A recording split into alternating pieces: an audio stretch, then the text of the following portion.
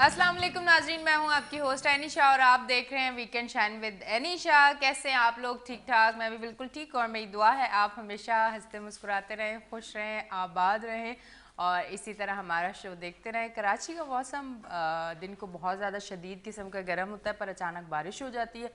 कल भी थोड़ी जब शाम होना शुरू हुई थी तो इस तरह से लग रहा था कि अब बारिश हो जाएगी, पर शुक्र है कि हमारे एरिया में बारिश नहीं। अच्छा, अब ये बड़ा हो गया कि अब किसी एरिया में बारिश होती है और किसी जगह नहीं होती। तो जब भी बारिश होती है तो मैं ये दुआ करती हूँ कि या अल्लाह मेरे एरिया में ज़्यादा बारिश ना हो, क्योंकि बारिश के बाद आपको पता है कि कराची की सिचुएशन क्या होती है कि आपकी गलियाँ, सड़क, यहाँ तक कि अब गटर भी उबल जाते हैं और घर के गटर भी उबल जाते हैं और पानी अंदर आना शुरू हो जाता है। ये जो निज़ाम है ये कितना ख़राब हो चुका है, ये इन चीज़ों से हमें पता चलता है। तो इसलिए मैं दुआ करती हूँ कि जब भी बारिश हो मेरे एरिया में ज़्यादा ना हो, ताकि दूसरे दिन अगर मुझे काम के लिए निकलना है तो आसानी हो। अच्छा, आज भी कहा गया है कि बारिश का है, कि बारिश हो सकती है। अच्छा, बारिश पहले जब मैं छोटी थी होती थी मुझे बहुत खुशी होती थी, क्योंकि उस टाइम इतने ज़्यादा मामलात ख़राब नहीं थे, बारिश इंजॉय करते थे हम लोग। अब ये होता है कि बारिश होती है, सड़क, गलियाँ, लोगों के घरों में भी पानी आता है और बहुत ज़्यादा तकलीफ़ का सामना उठाना पड़ता है और उसके साथ साथ हादसे भी बहुत ज़्यादा होते हैं।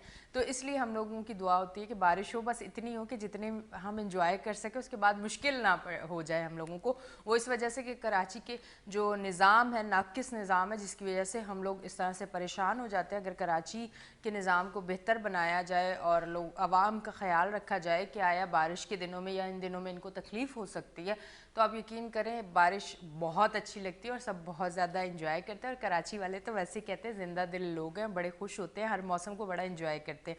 सड़कों में भी यही होता है कि जब पानी भर जाता है पता नहीं होता कि कहाँ गड्ढा है, कहाँ गटर है, कहाँ कोई चीज़ है, क्योंकि वो पानी उस पर होता है कि हादसों का शिकार इंसान हो जाता है। और आपको तो हमारे सिस्टम का पता है कि जहाँ गटर है उसके ऊपर ढक्कन नहीं है, और ढक्कन हुआ भी तो दूसरे दिन आपको नज़र नहीं आएगा, तो वो एक नया हादसा जो है वो तैयार रहता है, इसलिए थोड़ा सा डर लगता है। खैर, अब बारिश का जब है कि बारिश हो सकती है तो ख्याल रखें कि मौसम अगर इस तरह का बन रहा है और आप फजूल में अगर बाहर निकले हुए, एक तो होता है ना काम के लिए निकले हुए तो समझ आता है, अगर वैसे ही कहीं बाहर निकले हुए तो कोशिश करें मौसम बन रहा है तो फ़ौरन से घर आ जाएं, ताकि आपको मुश्किल ना पेश आए। जैसे नागन की तरफ जो लोग रहते थे उनको बारिश के बाद बहुत ज़्यादा शदीद मुश्किल का सामना करना पड़ा, गाड़ियाँ तक डूब चुकी थी, बाइक वाले बहुत ज़्यादा परेशान हो गए थे। कुछ फैमिलीज़ ऐसी भी देखी कि उनकी बाइक जब बंद हुई तो वो बेचारे फैमिली के साथ बहुत मुश्किल से जा रहे थे। दूसरी चीज़ ये है कि जब बारिश हो तो आप जो खंबे और लाइट्स और तारे हैं उनसे ज़रा दूर रहें, उन जगहों पे ना खड़े हों जहाँ कोई बोर्ड और इस तरह की चीज़ें, ताकि आप हादसों से बच सकें। ठीक है जी, आप देख रहे हैं हमारा show weekend shine with Anisha. Saturday आपको पता है कि पहला मेरा सेगमेंट है डॉक्टर साहब के साथ होता है हर बार, तो आप हमें लाइव कॉल कर सकते हैं। लाइव कॉल करने के लिए आपकी टीवी स्क्रीन पे फ़ोन नंबर आ रहे हैं। अगर आप चाहते हैं डॉक्टर साहब से कोई सवाल करना, कोई बात पूछना किसी भी आपकी बीमारी के हवाले से, तो आप कॉल करके डॉक्टर साहब से बात कर सकते हैं। हमारे साथ मौजूद हैं डॉक्टर आबिद हुसैन मिर्ज़ा साहब, चाइल्ड स्पेशलिस्ट हैं, उनको मैं वेलकम करती हूँ अपने शो पे। अस्सलाम वालेकुम। जी जी वालेकुम। कैसे हैं डॉक्टर साहब? जी जी माशाल्लाह एवरग्रीन। डॉक्टर साहब ये बताएं, बारिश एंजॉय की आपने देखिए, या बिजी थे क्लिनिक बारिश में? अगर इंजॉय करना है हाँ। बारिश का तो फिर तो आपको जो हमारे जो शुमाली जो इलाका जाते हैं वहाँ जाना होगा। मरी है, कागान है, वहाँ इंजॉय कर सकते हैं। यहाँ तो हम मुश्किलात का सामना कर सकते हैं। अच्छा, या मुश्किल। हाँ, यहाँ जैसी बारिश का हम देखते हैं कि आसमान पे देखते हैं कि बारिश का कोई बादल का कोई टुकड़ा आ रहा है, हाँ। तो हम फ़ौरन भागते हैं कि अपनी सड़क को देखते हैं, अपनी हाँ। गाड़ी को देखते हैं, अपने मकान को देखते हैं, हाँ। अपने इलेक्ट्रिकल के और पानी की सप्लाई को देखते हैं। ये इतने ज़्यादा प्रॉब्लम्स है ये। फिर सबसे बड़ी बात बीमारियाँ, मक्खी मच्छर, ये वो तमाम चीज़ें। मुझे कहीं से भी ये नहीं लगता कि हम लोग कोई सिविलियन हैं। हमें अफसोस होता है इस बात को कि जहाँ सबसे ज़्यादा पढ़े लिखे लोग पाए जाते हैं वहीं सबसे ज़्यादा मुश्किलात पाई जाती हैं। असल में पसे पर्दा इसका एक ही पॉइंट है जो मुझे समझ आता है, वो फ़राइज़ से गफलत। हर शख्स देखिए एम्प्लाई है यहाँ, हर जगह इलेक्ट्रिकल से लेके केडी है, वो केएमसीओ, हर जगह लोग मौजूद हैं, एम्प्लाई है, वहाँ वर्कर मौजूद है, काम नहीं करते। इसकी वजह क्या है? चेक एंड बैलेंस नहीं है, ऊपर वाले भी बैठे हुए हैं घर में। हालांकि अगर एक्टिवेट हो जाएं सारे तो हर चीज़ अपनी जगह बेहतरीन हो, फिर मायनों में, सही मायनों में हम इंजॉय कर सकते हैं। बिल्कुल ऐसा है। अच्छा डॉक्टर साहब, ये भी सवाल कर ही लेते हैं, अब फिर हम अपने टॉपिक पे आएंगे कि बारिश होने के बाद कौन सी बीमारियां जो है वो फौरन से जन्म लेती है और उठती है और बड़ी भरपूर उठती हैं, इस पे थोड़ी सी बात कर लेते हैं, फिर टॉपिक पे आते हैं। बिल्कुल बिल्कुल। सबसे ज़्यादा जो स्पेशली जो बीमारियां जो होती हैं वो बच्चों और बड़ों के हवाले से, हल्की सी जब भी बारिश होगी हल्की सी ठंडक हो जाती है, और हमारे यहाँ ज़रा सी भी ठंडक पैदा होती है वहीं बच्चों के सीने पकड़ लिए जाते हैं। अच्छा, अब तो ओल्ड एज वाले हैं, बच्चे हैं, और किसी हद तक यंगस्टर हैं जो बाहर निकले हुए होते हैं, बारिशों में नहा रहे होते हैं, तो उनके सीने सबसे ज़्यादा ख़राब होते हैं। अच्छा, सीनों के साथ दूसरे नंबर पे कोई चीज़ आती है जो आप खा रहे होते हैं, चीज़ें आपके खाने पीने की चीज़ें होती हैं, वो भी इन्फेक्टेड हो जाती हैं। बारिश के पानी में जरासीम उड़ रहे हैं, मच्छर मक्खियाँ आ रही हैं, कहीं ना कहीं वो जाके उसको जो है वो इन्फेक्टेड कर देती हैं, उससे गैस्ट्रो के अमराज आ जाते हैं। अच्छा। तो सबसे ज़्यादा हमारे यहाँ चेस्ट इन्फेक्शन आ जाते हैं, फिर हमारे पास गैस्ट्रो के इन्फेक्शन आ जाते हैं, फिर उसी के साथ हमारे मच्छर मक्खी की प्रॉब्लम्स हैं, मलेरिया आ जाता है, टाइफाइड आ जाता है हमारे पास, और अगर थोड़ा सा साफ पानी रख दिया तो डेंगू भी आ गया आपके पास है। अच्छा, कोरोना तो चल ही रहा है, वो तो सदाबहार है, अब तो एक अर्से से हमारे पास चल रहा है वो। अच्छा, फिर इसके साथ साथ और दूसरे प्रॉब्लम्स ये आ गई हैं, आपको हैरानी होगी कि जिसको हम लोग नहीं डिस्कस कर रहे हैं आजकल, वो हेपेटाइटिस है।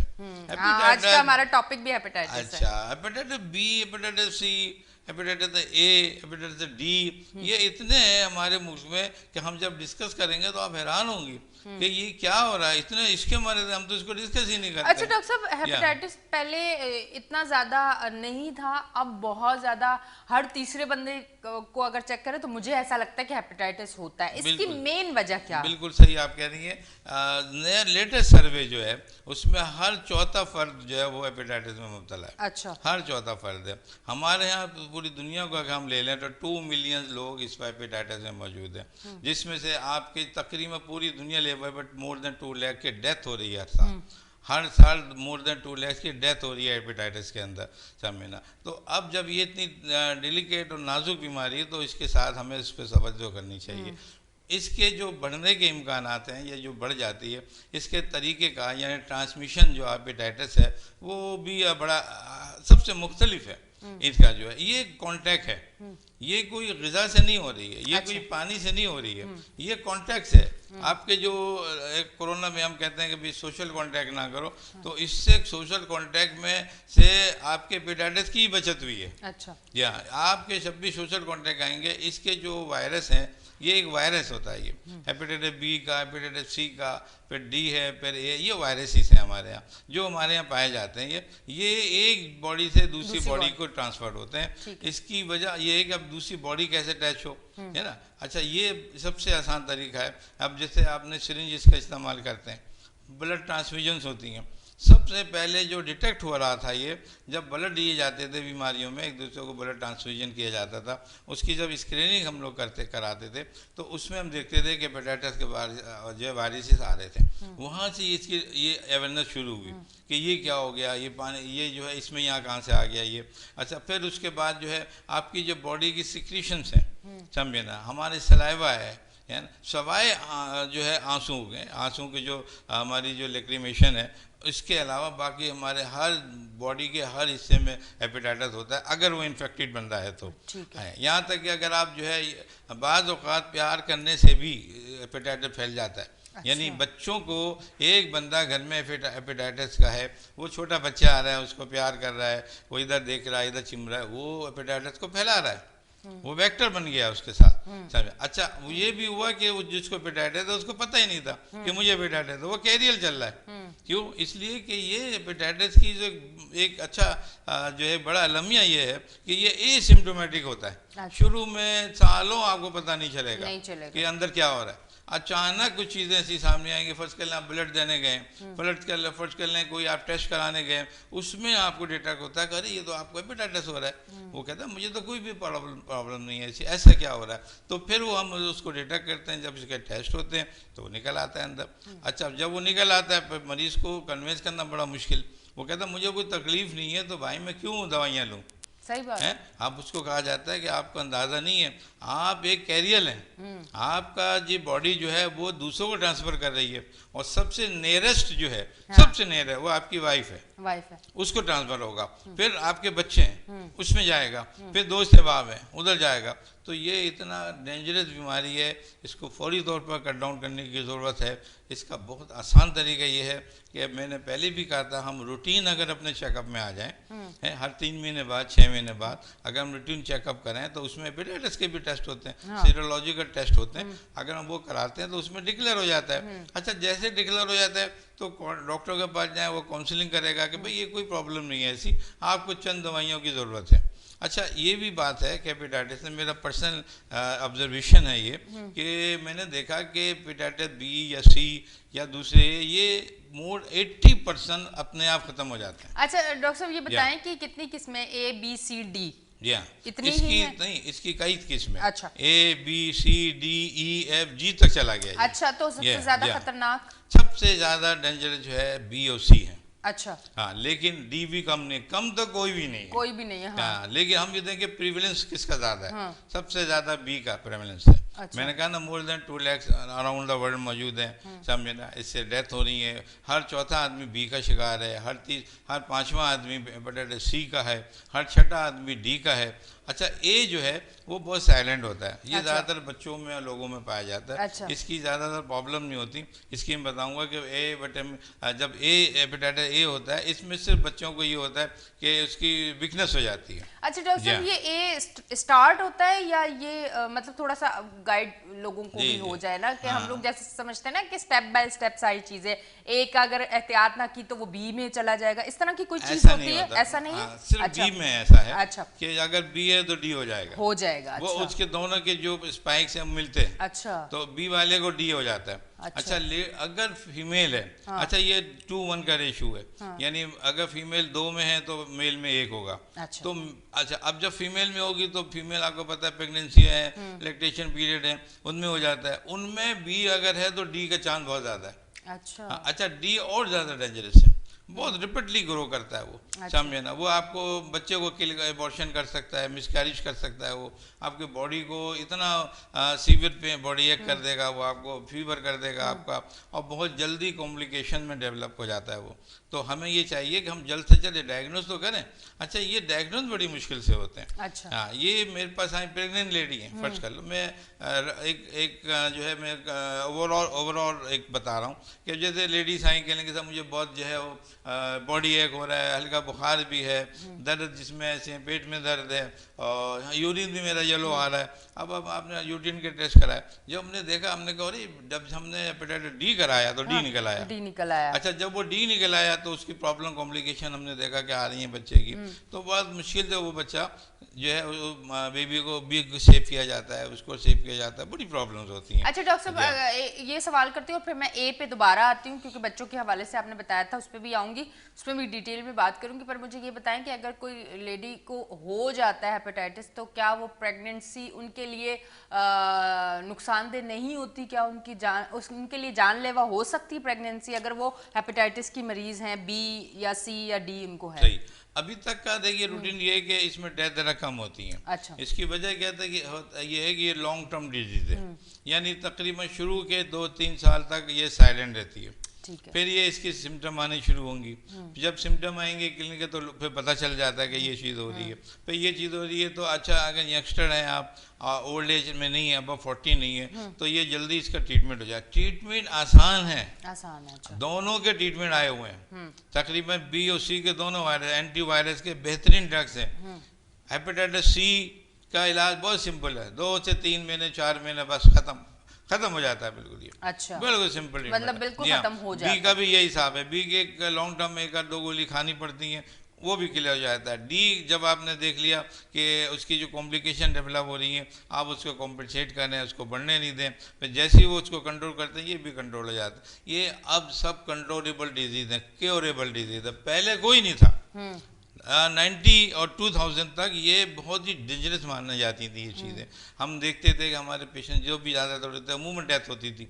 इसकी वजह ये थी कि इसकी कॉम्प्लिकेशन बड़ी सख्त थी। बी और सी की बात कर रहा हूँ, बी और सी क्रोनिक हेपेटाइटिस, पहले ये एक्यूट हेपेटाइटिस होता है, फिर ये क्रोनिक हेपेटाइटिस में डेवलप हो जाता है। जब ये क्रोनिक हेपेटाइटिस में डेवलप होता है तो फिर ये सिरोसिस ऑफ लीवर में चला जाता है, वो एक कैंसर की पूरी एक किस्म है, फिर बाकायदा कैंसर बन जाता है लीवर का।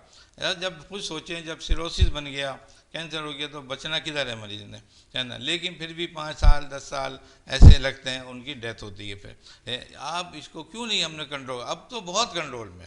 अब ये अवेयरनेस लोगों में, इसकी वजह क्या है, हमारे यहाँ ब्लड देने का रुझान ज़्यादा है माशाल्लाह। हम लोग जो है रूटीन के टेस्ट बहुत ज़्यादा हो गए हैं, बीमारियाँ बहुत हो गई तो उसी में टेस्ट भी हो जाता है, तो इसमें डिक्लेयर हो जाता है जल्दी। जैसा डिक्लेयर होता है तो उसका इलाज भी हो जाता है। हम इलाज के लिए बताते हैं कि भाई क्यों घबराते हो, हेपेटाइटिस सी का 2 महीने 3 महीने में बिल्कुल कंप्लीट इलाज हो जाता है। बिल्कुल बी आ गया, वो भी आपका एक आध गोली 2-3 महीने के बाद हम एक आध गोली दे देते, वो अपने खाते रहो, कुछ भी नहीं होता। बड़ा बेहतरीन इलाज है। डी का, ए का बड़ा अच्छा इलाज है, सिंपल सपोर्टिव थेरेपी है खाली।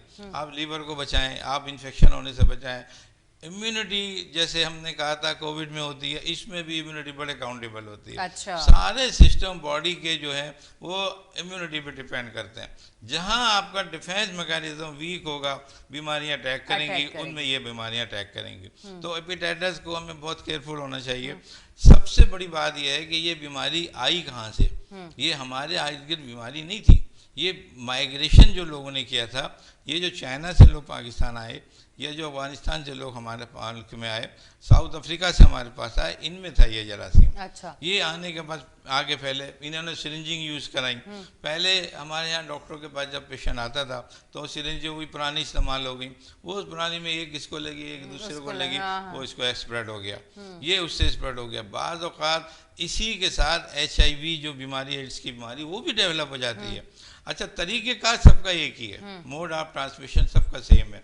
हमें ख्याल है, मिसाल के तौर पे आपके दांत तो ख़राब है, आपने ब्रश रखा हुआ है, आपने गए, आपने कहा कि चलो ये ब्रश किसी का रखा हुआ है, चलो मेरे एक ही तो मारना है, आपने कट किया, उसमें या तो एड्स का होगा या हेपेटाइटिस का जरासीम होगा, वो लग गया, अब आप स्प्रेड करेंगे, आपको पता ही नहीं है, ये हो गया। इसी तरह आप बार्बर के जाते हैं, आप कहते हैं कि यार ये जो है मेरा शेप बना दो, या मेरे से एयर जो ऐसे कटिंग, अब वो जो वो इस्तेमाल कर रहा है सीजर या वो जो ब्लेड कर रहा है वो इन्फेक्टेड था, वो उसने यूज़ इस्तेमाल किया, अब वो क्या गया, आपको फैल गया वो। यानी इतनी अहम चीज़ों से ये स्प्रेड कर जाता है कि आपको हैरानी होगी कि ये आया कैसे, कैसे गया, जबकि बिल्कुल आ गया। अब क्या ना, आप देखें ना, घर में है एक बच्चे को आप प्यार कर रहे हैं, वो फैल गया, सही ना। अच्छा, मियाँ बीवी के रिश्ते, इनमें फैल गया, समझे ना। तो मैं ये कहता हूँ कि ये तमाम चीज़ें आप जल्दी निकलेंगे। अब एक अगर हेपेटाइटिस किसी को है, आपका काम है पूरे घर का टेस्ट करना होगा, आपको पूरी फैमिली को टेस्ट करना होगा, वाइफ को, बच्चों को, इस गिर्द के जो दोस्त अहबाब आ रहे हैं, पड़ोसी आ रहे हैं, जहाँ आपने देखा कि आपके साथ वो बैठे हैं, उठे हैं, लेकिन ये ख्याल रख लें आप कि ये पानी से या खाने पीने से नहीं फैल रहा, ना ये टच करने से हो रहा है। अच्छा। ऐसा नहीं कि आपने बॉडी टच कर लिए तो फैल गया, ऐसा कुछ नहीं। सिक्रीशन, बाज़ औक़ात तो ये भी स्टडी आ गई है कि पसीने आपको आ रहे हैं, आपने पसीने में चीज़ें आपने हाथ मिला रहे हैं, आप ये कर रहे हैं, वो भी जा रहा है, पसीना एब्जॉर्ब हो रहा है, यानी इतनी नाजुक चीज़ें थी। अच्छा, पहले की एक स्टडी थी ये कि जो मैटरनल जो मदर्स जो डिलीवर होते थे बच्चे, उनमें नहीं होता था। अच्छा। यानी उस वक्त ये रिसर्च नहीं थी, फिर बाद में स्टडी हुई, मिस्र की और दूसरे मुल्कों की हम लोगों ने स्टडी की। अब जो कंसेप्ट आ गया कि माँ में अगर ये हेपेटाइटिस मौजूद है तो माँ से बच्चे में जो न्यू बेबी है उसमें ट्रांसफ़र हो जाता है।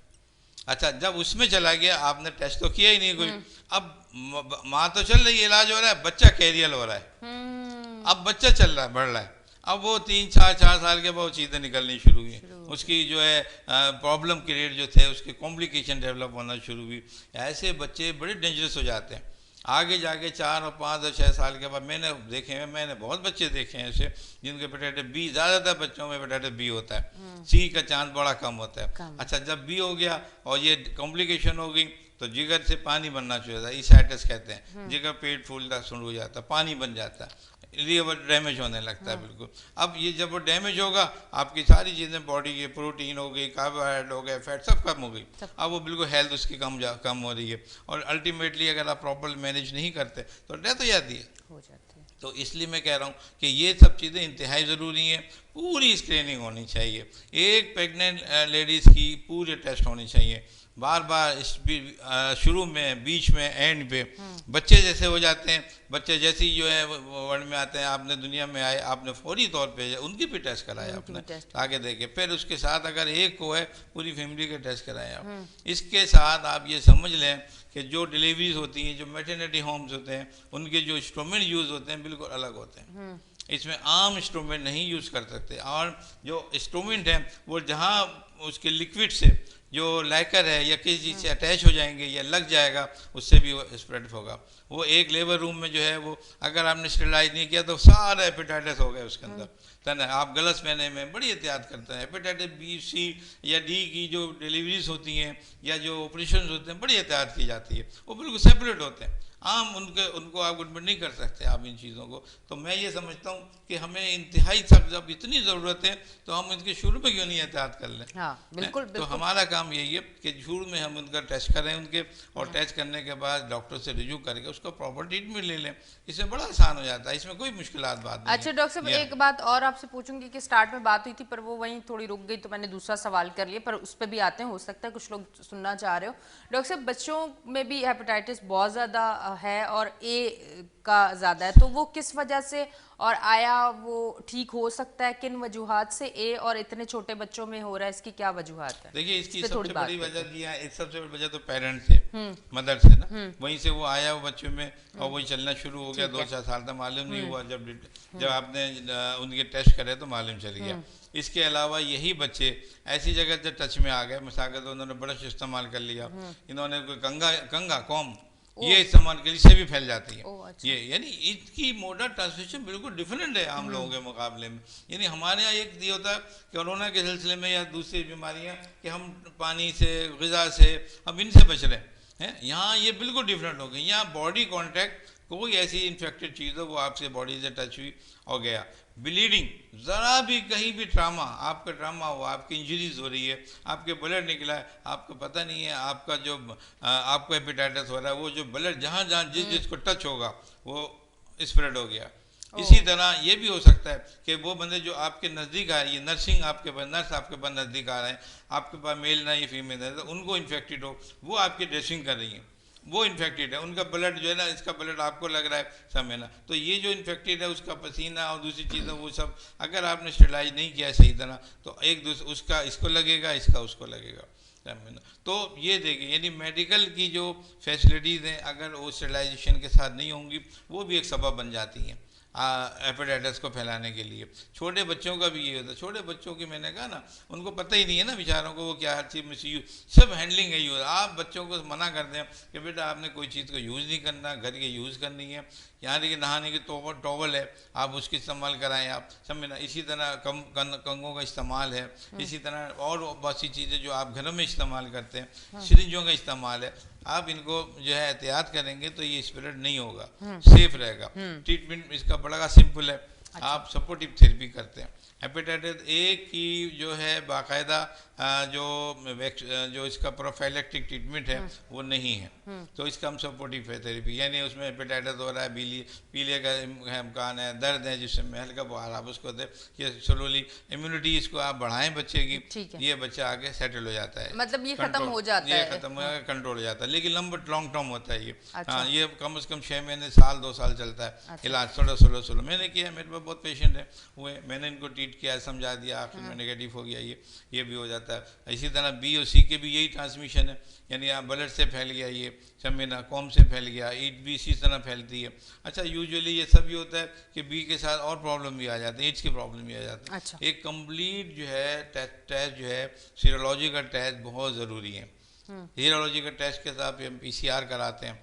अच्छा, दूसरी चीज़ सबसे अहम ये है कि अगर एक दफ़ा हेपेटाइटिस बी या हेपेटाइटिस सी हो जाता है, हम उसका इलाजा का अगर हम कोई टेस्ट कराते हैं उसका, तो उसमें जो है ये समझ लीजिए कि जो एंटीबॉडी बन जाती है वो हमेशा पॉजिटिव आएगा। अच्छा। या एक मरतबा किसी को हेपेटाइटिस हो जाता है, फिर आप सिंपल टेस्ट जो एलाइजा पे कराते हैं हमेशा पॉजिटिव आएगा। अच्छा। या वो नेगेटिव होता ही नहीं। इसकी वजह क्या है कि एंटीबॉडी बनी हुई होती है आपके बॉडी में। तो ये बहुत इंपॉर्टेंट है। अगर आप ये समझते हैं कि यार इनका तो मैंने इलाज भी हो गया, सब हो गया, अभी पॉजिटिव क्यों आ रहा है, तो आपको PCR कराना होगा। अच्छा। जैसे PCR होगा वो नेगेटिव है उसमें, तो आपको नहीं है। लेकिन बॉडी का पता चल जाता है कि आपकी बॉडी में मौजूद है जो सेफ्टी है, जो मौजूद है सेफ्टी, दोबारा नहीं होता ये नहीं होगा ये बार बार अटैक कर रहा हो, बार बार नहीं, एक दफ़ा आपका हो गया, सेफ हो गया। अच्छा, सबसे इम्पोर्टेंट ये है कि देखिए B, C, A सब अहम है, लेकिन वैक्सीन जो है खाली जो है वो हेपेटाइटिस B की है, C की कोई वैक्सीन नहीं है, A की भी नहीं है। तो आपको B की वैक्सीन आपको लगानी होगी।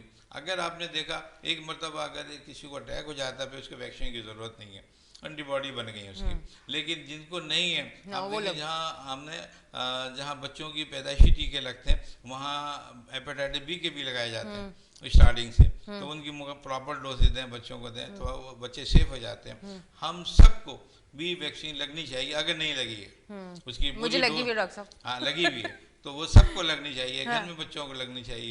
अलमिया ये है कि सी की नहीं है तो मजबूरी है, कोई बात नहीं है। आइंदा अगर खुदा ना खास्ता कोई नीच हो तो आप सी के भी आ जाएगी इंशाल्लाह वैक्सीन।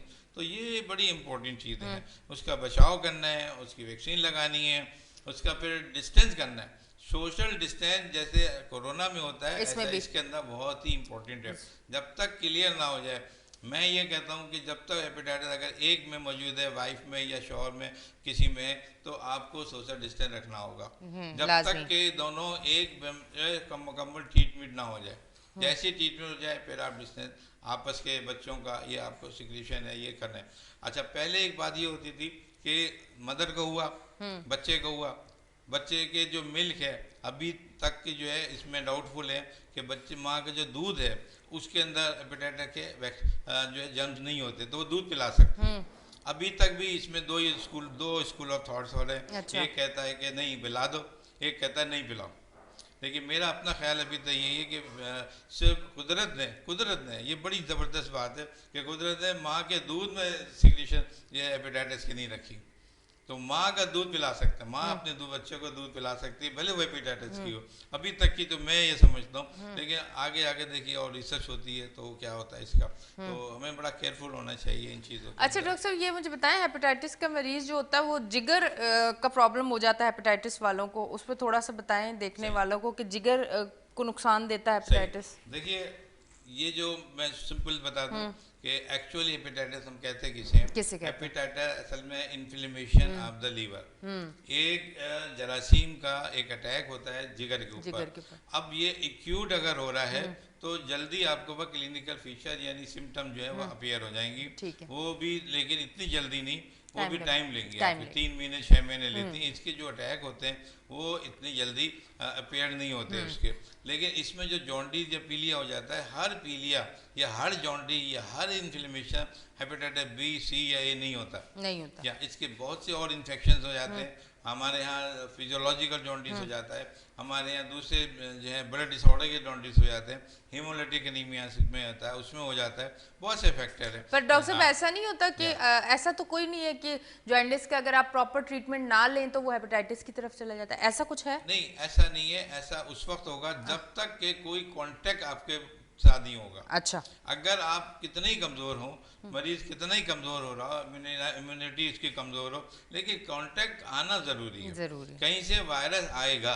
अच्छा। आपकी बॉडी के अंदर हेपेटाइटिस के वायरस नहीं है, हमारे इर्द गिर्द भी नहीं है। ये कोई बंदा आएगा बाहर से, समझ ना, या तो वो ब्लड उसको सिस्टम डिसऑर्डर होगा, या वो सिरिंजिंग का इस्तेमाल होगा, या उसकी ऐसी कोई ऐसी कांटेक्ट चीज होगी जो आपके कांटेक्ट में आएगी तो ये फैलेगा, अदरवाइज ये नहीं फैलेगा। तो जितने लोग माइग्रेट करके बाहर से आए थे, चाइना, ये सबसे ज्यादा इसका जो प्रिविलेंस है चाइना में है, फिर दूसरे नंबर पे अफगानिस्तान में है, फिर वहाँ से चूंकि हमारे पेशावर साइड है जो उधर में ये लोग पहले उधर ही आए थे, तो फिर उधर रेशू बढ़ गया इसका, हमारे सिविलियन में कम हो गया। वो ज़्यादातर खवातीन जो आई हमारे पास उनमें था ये, हमारे यहाँ बहुत कम पाया जाता है, ये दूसरी बीमारियाँ होती हैं। लेकिन अब तो हर जगह ही आम हो गया, प्रिविलेंस इसकी बड़ी आम है। तो हमें चाहिए कि हम इस पर बहुत ही केयरफुल हों और इसकी जो वैक्सीन है वो लगें, अपनी इम्यूनिटी को बढ़ाएं, बच्चों को अपने अभी से वैक्सीन लगवा के रखें बी की, और इंशाल्लाह जो भी तरीक़ेकार है उसको। ठीक है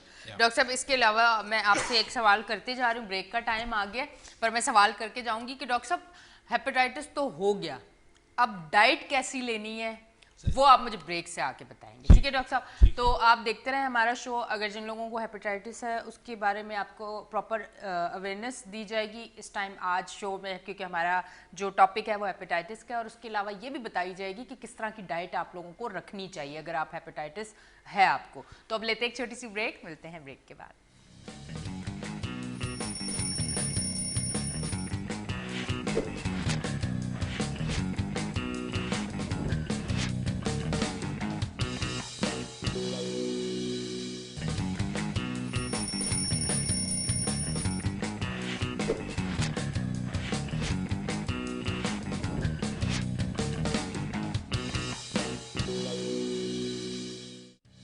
वेलकम बैक जी नाजरीन, हम ब्रेक से वापस आ गए हैं। आप देख रहे हैं weekend shine with Anisha. Time बिल्कुल ज़ाया किए बगैर, क्योंकि आगे भी मैंने कुछ सवाल करने हैं कोविड-19 के हवाले से। तो मैं डॉक्टर साहब से पहले जल्दी से पूछ लूँगी, डॉक्टर साहब डाइट बताएं कि अगर किसी को हेपेटाइटिस हो गया तो उसकी डाइट कैसी होनी चाहिए?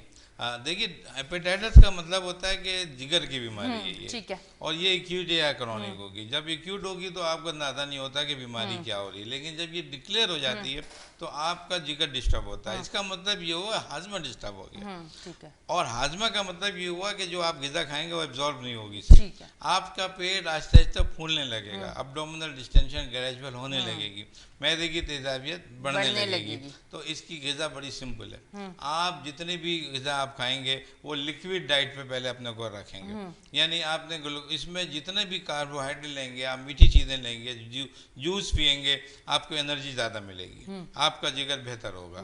आपने देखा होगा कि जब ये जिगर की बीमारियां होती हैं तो हर डॉक्टर कहता है भाई ड्रिप लगाओ या ग्लूकोज पियो। तो ये इसकी वजह क्या है कि जितना ग्लूकोज एनर्जी देगा जल्दी जिगर को, जिगर आपका बेहतर काम करेगा।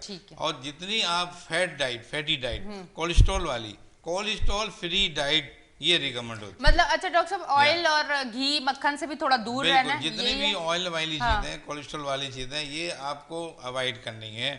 ये आपको कम से कम खानी है, ताकि ये आपकी ये जो चीज़ होती है ये डैमेज करती है, ये जाके एब्जॉल्व होके जिगर के अंदर जिगर के सेल को डैमेज करती है। तो हमें चाहिए कि हमें ये वाली डाइट कम करें।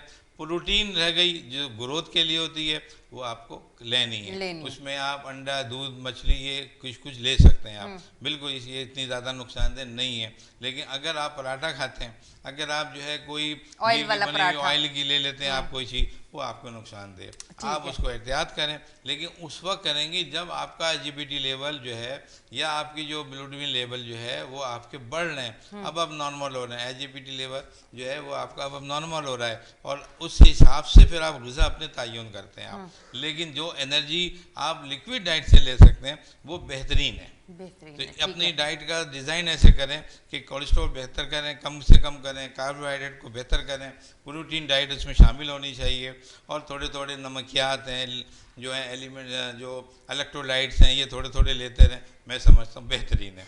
प्रॉब्लम किधर जाती है फिर आपको बता दूँ मैं। प्रॉब्लम डायबिटिक पेशेंट, एक हाइपरटेंशन या डायबिटीज पेशेंट है, वो बड़े बच्चा क्यों, बच्चों में शुगर होती है ना, अब अगर वो भी है और हेपेटाइटिस बी भी है उससे, तो ये प्रॉब्लम है। ये तो क्रिटिकल पोजीशन पर है। यहाँ आप शुगर की, यहाँ आप कार्बोहाइड्रेट दे नहीं सकते शुगर की वजह से, और उसको फिर देंगे क्या आप, समझे ना। इसको भी आपने थोड़ी थोड़ी मॉनिटरिंग करते जाएंगे, एजिबिलिटी लेवल को और शुगर लेवल को, उसके हिसाब से आप डाइट इसको देते हैं। इनकी डाइट बड़ी कम हो जाती है, स्पेशल डाइट इनके लिए आती है, वो हम इनको देते हैं। ये बड़े केयरिंग पेशेंट होते हैं, इनको केयर करना पड़ती है बहुत ज़्यादा। ठीक है। अच्छा डॉक्टर साहब, फिर से हम कोविड की तरफ आते हैं, कोरोना, क्योंकि लाजमी होता है हमारे शो पे लास्ट में हम ज़रूर बात करते हैं। थोड़ा सा आज बात करेंगे लॉन्ग कोविड, ये क्या होता है डॉक्टर साहब? ये तो मैंने पहली बार सुना है और सुन के मुझे हैरत भी हो रही है। अच्छा लॉन्ग तो क्या मतलब, लंबा जाता है, ये एक टाइम लेता है क्या, इसका क्या है डॉक्टर साहब? ये असल में पोस्ट कोविड सिंड्रोम है। जब एक मरतबा कोविड का अटैक हो जाता है तो फिर वो क्या करते हैं, सही हो गया, जब वो सही हो जाता है लेकिन वो एक्चुअली इनकम्प्लीट सेट होता है वो। अच्छा। वो उसमें थोड़ी सी सर्वाइवल जो जर्म्स है वो चलते रहते हैं। तो वो जो कोविड के जो जर्म्स हैं वो 3 महीने से 6 महीने तक बॉडी के अंदर सर्वाइव करते हैं। उनकी वजह से बॉडी जो है आपके कुछ ऐसे सिम्टम देती है जिससे आप समझते हैं कि ये सिम्टम आम बीमारियों से मुख्तलिफ है। इतनी यानी यूँ समझे फैटिक होगा, आप लेथार्जिक हो जाएंगे, सुस्त हो जाएंगे, आपसे काम करने की आपको हिम्मत नहीं होगी। अच्छा ये मतलब कोई भी काम करेंगे तो बड़ी सुस्ती बड़ी से, सुस्ती बड़ी होगी। मतलब वो हो नहीं अच्छा रहा होगा। आपसे कहेंगे कि भाई आपको कोई बुखार है, नहीं नहीं बुखार भी नहीं है। नहीं। आपको कहेंगे यार आप जो कोई और कोई प्रॉब्लम आपको हो रहा है डाइट का, नहीं नहीं मुझे है नहीं। बड़ी अजीब किस्म की फैटिक होती है, ये नॉन स्पेसिफिक फैटिक होती है, लेकिन स्पेसिफिकली जो है ये कोरोना की। ठीक है। या तो इसके साथ ये होगा, बाकी इसमें कोई बड़ी चीज़ें हमारे यहाँ नहीं आती, हाजमा हमारे यहाँ कोई इतना डिस्टर्ब नहीं होता। वही बात है कि इम्यूनिटी कम हो जाती है ना इसके अंदर। तो ये 3 से 6 महीने तक कोविड की सिम्टम चलती है, इसको लॉन्ग कोविड सिंड्रोम या लॉन्ग कोविड कहते हैं, और ये यूजुअली अपने आप ही ख़त्म हो जाती है। अच्छा। इसके अंदर 2 बड़ी बातें हैं, ये ज़रा स्पेशल है। अगर ये मेल को हुई है तो बाज़ औक़ात मेल की फर्टिलिटी जो है यानी जो सेक्सुअल पावर है वो रिड्यूस हो जाती है। अच्छा। जी हाँ, वो सब इनफर्टिलिटी केसेस कहते हैं हम इनके अंदर। लेकिन ये जो होती है, मैं इसलिए कह रहा हूँ कि ये क्योंकि कोविड बहुत फैल चुका है और ये लोगों में होगा। अच्छा बाद लोग जो है वो नहीं जाते डॉक्टरों के पास, शर्म महसूस करते हैं कि भाई ये पता नहीं हमें कैसा हुआ, तो उनके लिए ये है कि ये बीमारी खुद ही ख़त्म हो जाएगी। अच्छा। 3 से 6 महीने बाद आप नॉर्मल हो जाएंगे। अच्छा फिर एक दफ़ा ये भी हुआ है कि यही इनको जैसे वीकनेस थी, फिर इन्होंने वैक्सीन लगा ली। जब वैक्सीन लगाई तो वो वीकनेस तो चल रही है ना 3 से 6 महीने में, तो इन्होंने डिक्लेयर कर दिया कि हमें जो कमज़ोरी हो रही है या हमारे बच्चे पैदा होने के लिए जो मुश्किल हो रही है, मैं इसलिए लफ्ज़ लूँ कि ये यूज़ हो रहे हैं हमारे हाँ, बिल्कुल, ये वैक्सीन से हो गया।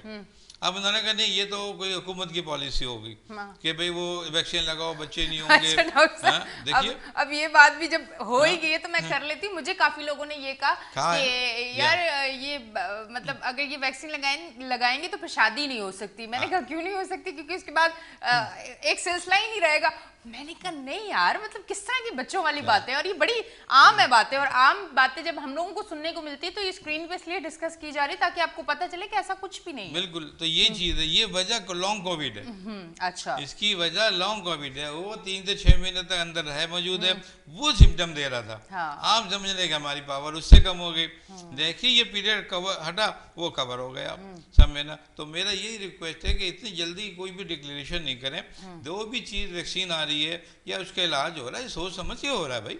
इस तरह से थोड़ी डॉक्टर रिकमेंड कर रहे हैं, हर चीज़ हर कोई रिकमेंड कर रहा है, कोई ऐसा तो नहीं है किसी का भी दिमाग नहीं है। बिल्कुल है, मेरी रिसर्च है अपनी इन चीज़ों पे कि मैं नहीं समझता कि वैक्सीन से या इस बीमारी से कोई ऐसा इनफर्टिलिटी का केस डेवलप हुआ हो। सब इनफर्टिलिटी ज़रूर होती है लेकिन वो बाद में रिकवर हो जाती है। तो मेरा मैसेज यही है कि इतनी जल्दी अफवाहों पे जो है आप जो है कान ना रखें, ये अफवाहें हैं ये, और अपना ट्रीटमेंट कराएं। और ठीक है इम्यूनिटी ज़रा कम है, कमज़ोरी हो रही है, ये आपके कुछ दिन में ठीक हो जाएगी। अपने डॉक्टर से मशवरा करें।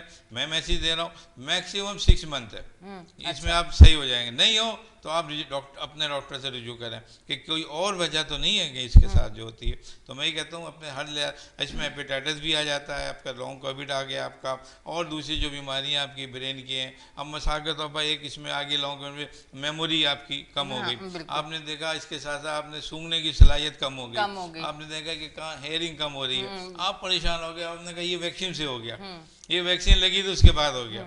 तो मैं ये कह रहा हूँ ये वैक्सीन से नहीं हुआ है, ये वही लॉन्ग कोविड है जो अभी चल रहा है। वो अपनी शक्ल बदल रहा है, थोड़े थोड़े करते करते 4 से 6 महीने में वो ख़त्म हो जाएगा। अच्छा। ये सारी चीज़ें मैंने अभी तक जो भी मैंने केस देखे हैं जिनकी जो है सूंघने की सलाहियत, सुनने की ताकत कम हुई है, इनकी मेमोरी कम हुई, ये बाद में सब रिकवर्ड हो गए। अच्छा। कुछ अर्से में आप देखें, आप देखेंगे, लोगों से पूछेंगे कि हम बाद में सही हो गए। लेकिन उन्होंने इतना वावेला किया कि ये क्या हो गया हमको, है ना। तो सब्र तहम्मुल बड़ी चीज़ है। समझे, हर चीज़ जो है सोच समझ के आई है, वैक्सीन भी सोच समझ के आई है, इसके साथ जो उसका इलाज हुआ वो सोच समझ के आया है। तो मैं समझता हूँ सब्र तहम्मुल से आप देखें और इन बातों जो मैं कह रहा हूँ उन पर अमल करें। ये अपील है मेरी कि इतनी जल्दी जो है आप जो है मिसगाइड ना हों और ये सब चीज़ें की स्टडी करें। इंशाअल्लाह हमारे अवाम भी सुकून का साथ लेंगे और हमारी वैक्सीन का जो थोड़ा बहुत पार्ट बाकी रह गया वो पूरा हो जाएगा इंशाअल्लाह। ठीक है डॉक्टर साहब, आपका बहुत बहुत शुक्रिया। शो का टाइम खत्म हो रहा है अब, मतलब शो का नहीं, सेगमेंट का टाइम खत्म हो रहा है। शो का बोला तो गया, 11 बजे तक हूँ मैं भी, आप लोगों ने देखना है। डॉक्टर साहब जाते जाते क्या मैसेज देंगे हमारे देखने वाले को? जी हाँ, मैं ये कहता हूँ कि जो भी बीमारियां हैं, देखिए डॉक्टरी चेकअप बहुत ज़रूरी है, और जो भी आप ले रहे हैं इतनी जल्दी उसके साथ कोई फैसला नहीं करें कि वो आपको नुकसान दे रही है। एक कॉन्फिडेंस के साथ आप वैक्सीन लगाएं, एक कॉन्फिडेंस के साथ आप सेरोलॉजी का टेस्ट कराएं, एक कॉन्फिडेंस के साथ आपको जो SOPs की गई हैं उन पर अमल करें, वो आपके फ़ायदे के लिए हैं। अगर एपिडाइटिस आपको हो रहा है या आपको कोई और प्रॉब्लम हो रहा है, आप ना घबराएं, परेशान ना हो, अपने डॉक्टर के पास जाएं और डॉक्टर से कंसल्टेशन करें, अच्छे क्वालिफाइड डॉक्टर से कंसल्टेशन करें। मैं समझता हूँ आप बहुत जल्द रिकवर्ड भी होंगे, आप भी सही होंगे, आपका मुल्क भी अच्छा होगा। बिल्कुल जी, बहुत बहुत शुक्रिया डॉक्टर साहब, आप हमारे शो में तशरीफ लेके आए। जी नाज़रीन, आप देख रहे हैं हमारा show weekend shine with Anisha. 11 बजे तक मैं आपके साथ हूं और अब होगा हमारा अगला सेगमेंट स्टार्ट, पर उसके लिए मुझे ब्रेक पे जाना होगा, तो लेते एक छोटी सी ब्रेक, मिलते हैं ब्रेक के बाद।